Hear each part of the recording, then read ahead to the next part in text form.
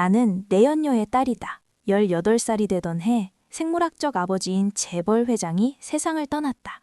아직 갈아입지도 못한 낡은 춘추복 교복 차림으로 나는 사람을 압도하는 거물들이 가득한 장례식장 VIP실 한가운데에 서 있었다. 그렇다. 나와 피가 반쪽만 섞인 이복 남매들은 대한민국 경제를 쥐락펴락하는 재벌 총수이거나 천재로 불리는 젊은 국가대표급 과학자, 혹은 천만 관객을 몰고 다니는 톱스타 여배우였다. 나는 바들바들 떨며 기어 들어가는 목소리로 입을 열었다. 저 유산 쟁탈전을 하러 왔습니다. 말이 채 끝나기도 전에 본처의 자식들이 일제히 고개를 놀려 나를 쳐다보았다. 그 서늘한 눈빛들에 나는 너무 놀라 하마터면 울음을 터뜨릴 뻔했다. 사실 안 주셔도 되는데. 그때 소파에 기대어 있던 여배우 언니의 눈이 반짝 빛났다. 얘가 그 막내야? 이렇게 말랑하고 귀엽게 생겼다고? 옆에 앉아있던 젊은 과학자 오빠는 벌써 테이블 위에 고3 모의고사 기출문제집과 펜을 세팅해두고 있었다. 이리 와봐. 일단 미적분 하나만 풀어볼래? 기초가 어느 정도인지 보게.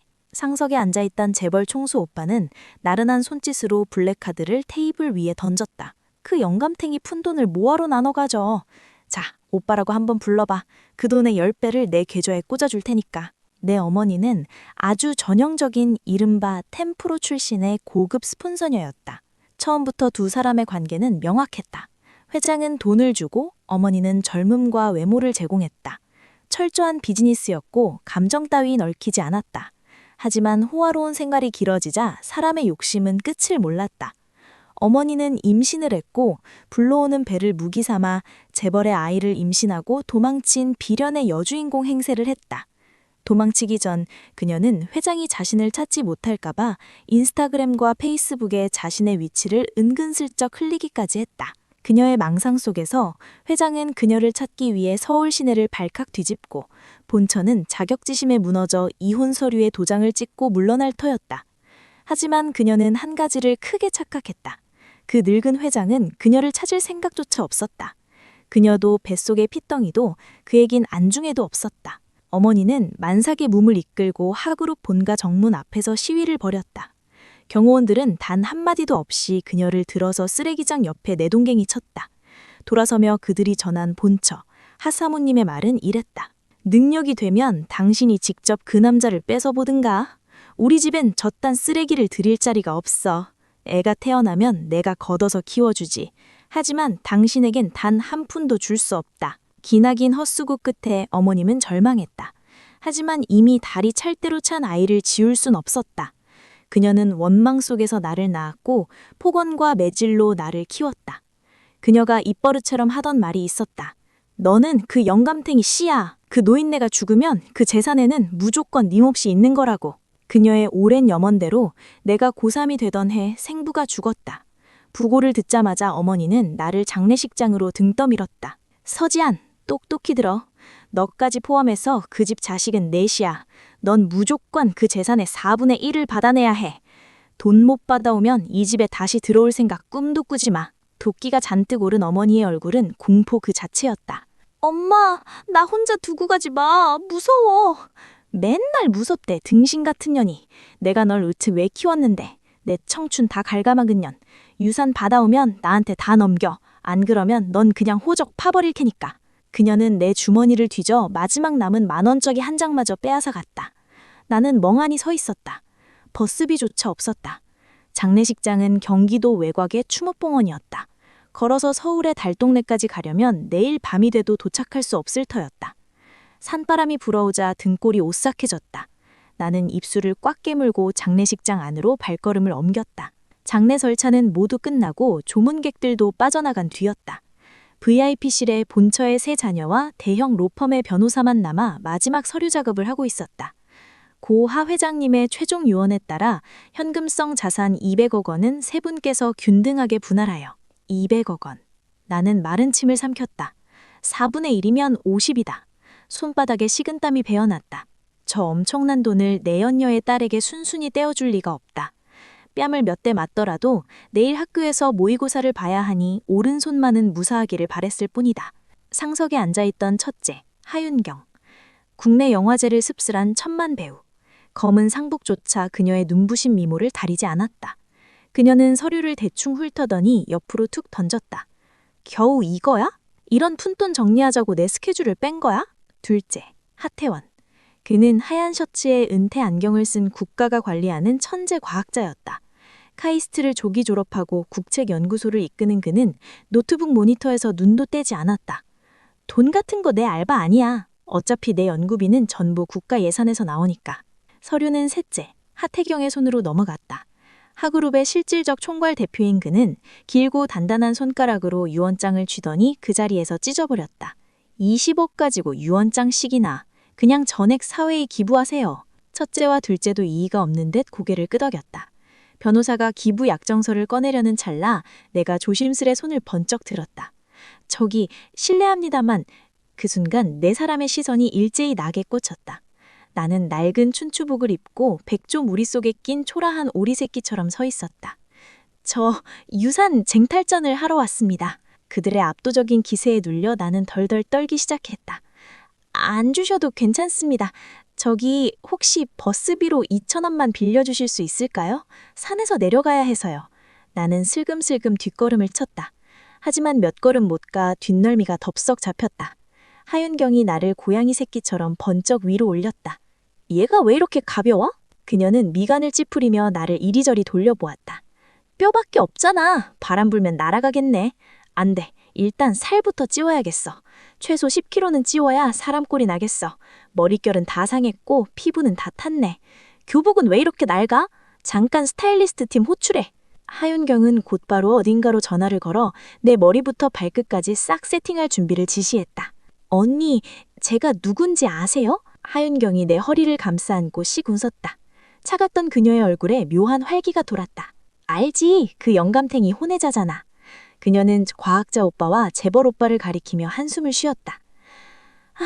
둘째 쟤는 3살 때부터 미적분 풀던 인간이라 재미가 하나도 없고 셋째 저놈은 뼛속까지 장사꾼이라 징그러워 죽겠어. 명색이 맏언니인데 동생들 챙기는 맛이 없단 말이지. 이제야 좀 평범하고 귀여운 여동생이 생겼네. 그때 하태원이 부스 끼어들며 하윤경을 밀어냈다. 고3이지? 성적은 어느 정도 나와? 자, 여기 수능 기출문제 킬러 문항인데 한번 풀어봐. 나는 빼곡한 수식들을 보고 머리가 하얘졌다. 저 이거 못 푸는데요? 하태경이 코웃음을 치며 하태원을 밀어냈다. 그는 내 눈높이에 맞춰 허리를 숙였다.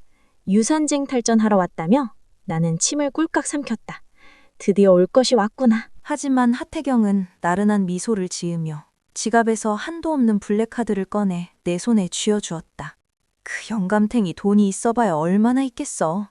오빠라고 한번 불러봐. 10배로 줄 테니까. 어머니의 말과는 모든 것이 달랐다. 재벌들은 돈에 미친 구두쇠들이라 널 쥐어짜고 버릴 거다. 맞아서라도 합의금을 뜯어내라고 했는데. 이른바 원수라 불리는 이들의 눈빛은 마치 육성 시뮬레이션 게임의 캐릭터를 줍고 신난 게이머들의 눈빛 같았다. 나는 서울 한남동에 있는 하그룹의 본가로 들어오게 되었다. 하윤경은 아예 스케줄을 비우고 내 곁에 딱 붙어 있었다. 그녀는 매일 아침 호텔 셰프를 불러 상다리가 부러질 듯한 진수성찬을 차렸다. 한우 구이, 전복 버터구이, 캐비어를 얹은 관자, 최고급 호텔 뷔페에서나 볼 법한 요리들이었다. 나는 음식을 남기는 게 두려워 허겁지겁 입안으로 쑤셔 넣었다. 토할 것 같이 위장이 팽창했다. 하윤경이 기겁하며 내 숟가락을 뺏었다. 지안아, 너 이러다 체해. 네가 뭘 좋아하는지 몰라서 다 차린 거니까 맛없는 건 안 먹어도 돼. 나는 멍해졌다. 편식을 해도 된다고? 7살 때 어머니가 밖에서 먹다 남은 매운 제육볶음을 싸운 적이 있었다. 매운 것을 못 먹던 나는 한 입 먹자마자 눈물 콧물을 쏟으며 뱉어냈다. 어머니는 내 머리채를 잡고 뺨을 올려붙였다. 거지 발사개 같은 년이 어디서 반찬 투정이야? 주제 파악 못하고 천상 여자인 척 굴어? 그녀는 내가 그 쉰내나는 제육볶음을 다 먹을 때까지 사흘 동안 밥을 주지 않았다. 결국 나는 상한 고기를 눈물과 함께 삼켜야 했고 그날 밤 고열에 시달렸다. 그때의 기억 때문에 나는 필사적으로 음식을 삼키고 있었다. 편애라는 걸 받아본 적 없는 내게 선택권이란 없었다. 저 매운 거 잘 못 먹어요. 내가 모기만한 목소리로 말하자 하윤경이 손짓했다. 고용인들이 일사불란하게 움직이며 상 위에 있던 붉은색 음식들을 모조리 치워버렸다. 그날 이후 내 밥상에는 매운 음식이 단 한 번도 올라오지 않았다. 누군가에게 보호받는다는 건 이런 기분이구나. 하윤경의 정성스러운 사육 덕분에 나는 금세 보기 좋게 살이 올랐고 푸석하던 피부는 뽀얗게 윤기가 흘렀다. 하태원도 질 수 없다는 듯 내 성적표를 압수했다. 내 모의고사 등급을 본 그는 경악을 금치 못했다. 수학 5등급? 물리 6등급? 너 대체 학교에서 뭘 한 거야?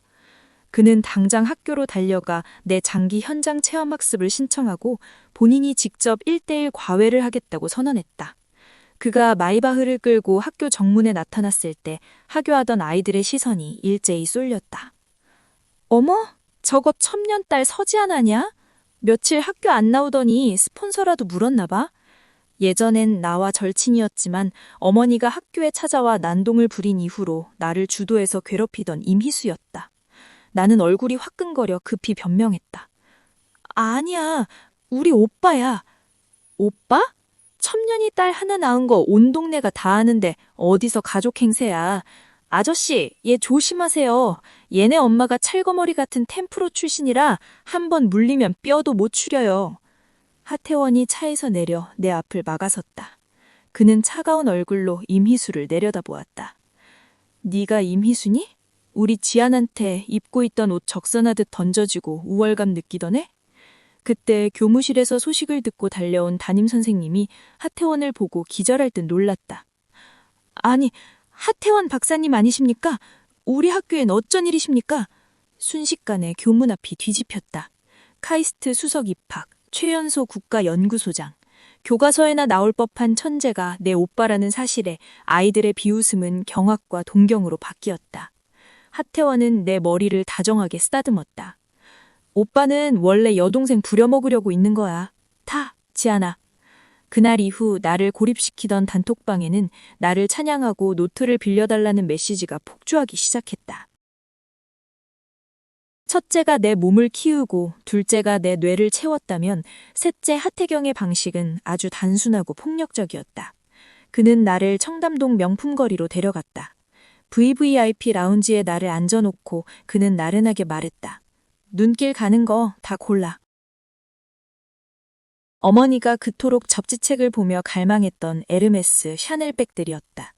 그녀는 늘 그 영감탱이 돈이만 들어오면 이것부터 싹 쓸어버릴 거다 라고 이갈듯 말했었다. 태경 오빠, 전 고등학생이라 이런 거 필요 없어요. 그러자 하태경은 코웃음을 치며 매장 안의 물건들을 쓸어담듯 결제했다.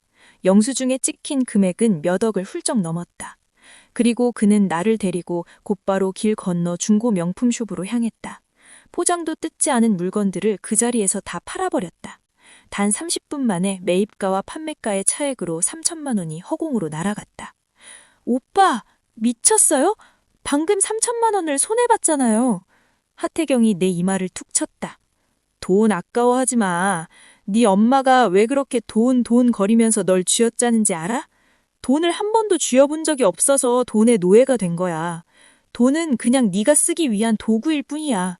네가 돈의 주인이 되어야 해. 그날 저녁 SNS와 포털 메인에 하그룹 총괄 대표, 의문의 여대생을 위해 청담동 싹쓸이라는 기사가 도배되었다. 그 가십 덕분에 하그룹의 주가는 폭등했고 하태경은 그날 하루에만 시가총액 수백억을 불렸다. 그는 내 블랙카드에 용돈이라며 5억을 꽂아주었다.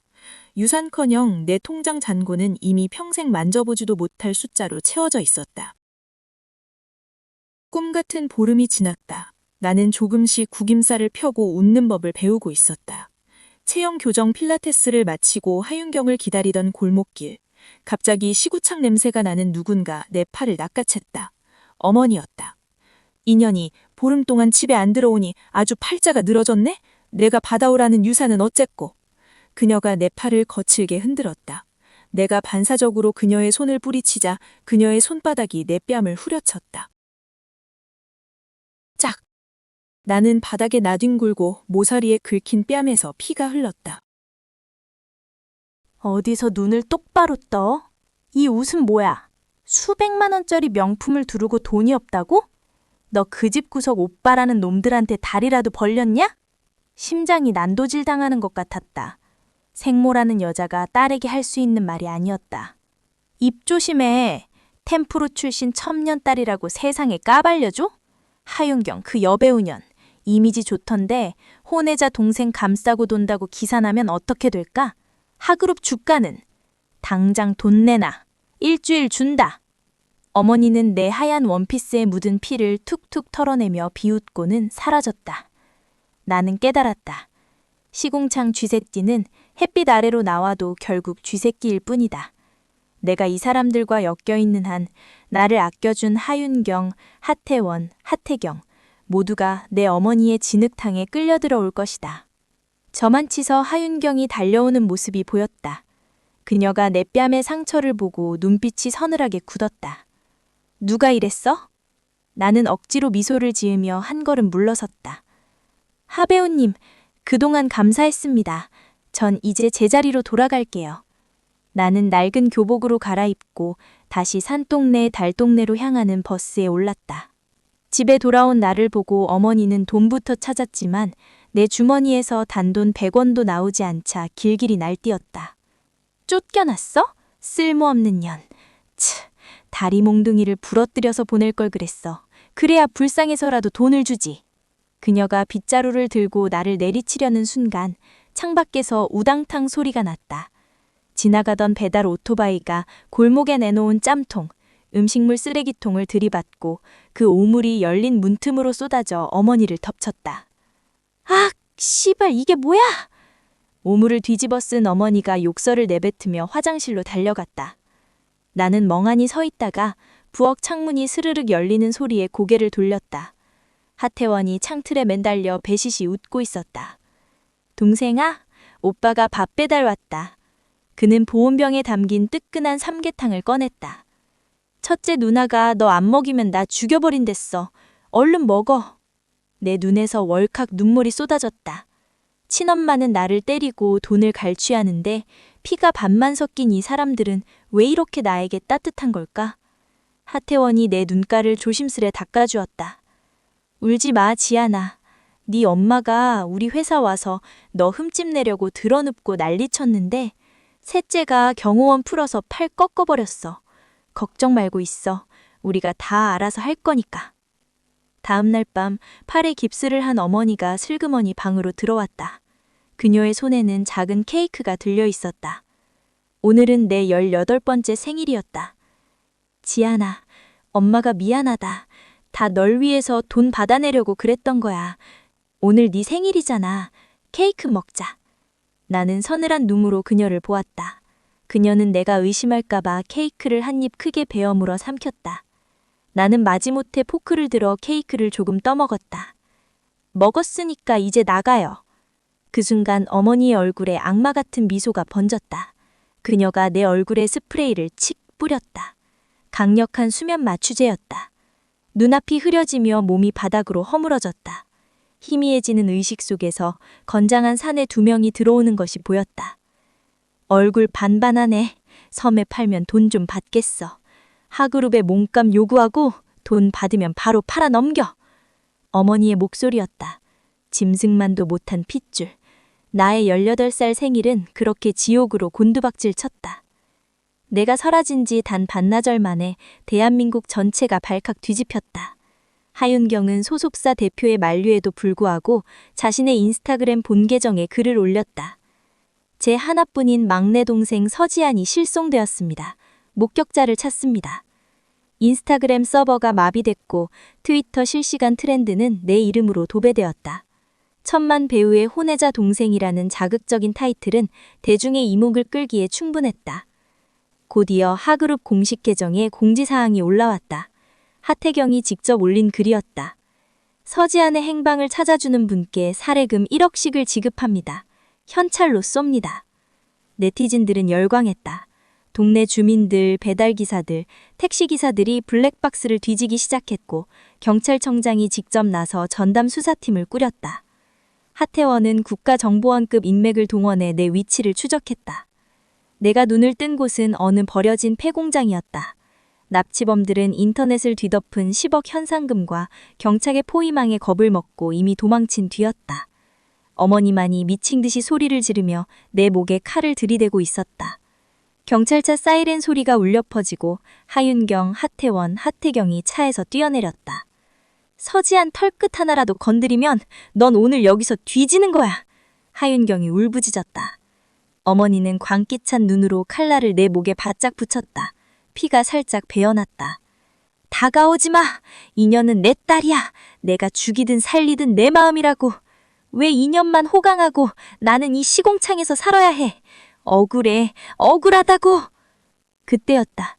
수십 대의 경찰차를 뚫고 번쩍이는 롤스로이스 팬텀 한 대가 미끄러지듯 공장 마당으로 들어왔다. 운전석 뒷문이 열리고 우아한 투피스 정장 차림의 기부인이 내렸다. 하그룹의 안주인, 명의 사모님이었다. 본처, 어머니가 평생을 질투하고 저주했던 그 여자. 어머니는 칼을 든 손을 덜덜 떨며 꼿꼿하게 고개를 쳐들었다. 본처 앞에 선만큼은 지고 싶지 않다는 알량한 자존심이었다. 오랜만이네요, 사모님. 명희는 선글라스를 천천히 벗으며 어머니를 위아래로 훑어보았다. 그리고는 아주 귀찮은 듯 평온한 목소리로 물었다. 누구신지요? 어머니의 얼굴이 일그러졌다.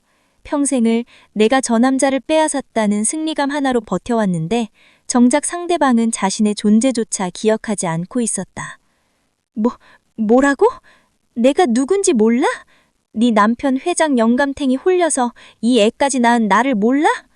명희는 가볍게 실소를 터뜨렸다. 아, 그 수많은 스폰서 여자 중 하나? 글쎄, 내 남편이 바람을 피웠을 때 난 반나절 슬퍼하고 다음날 풀 메이크업한 뒤 화사